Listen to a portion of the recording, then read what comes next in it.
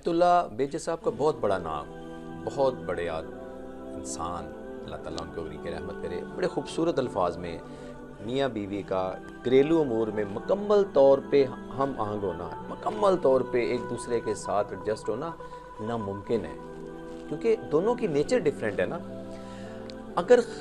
خاتون یہ چاہتی ہے کہ مرد کے ساتھ کبھی بھی اس کا جھگڑا نہ ہو، اختلاف ہو ہی نہ،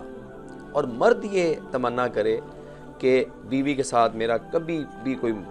مخالفت، کوئی ایسا کلیش نہ بنے، تو دیکھیں کوئی بھی معصوم نہیں ہے، انسان ہے، انسانوں سے غلطیاں ہوتی ہیں۔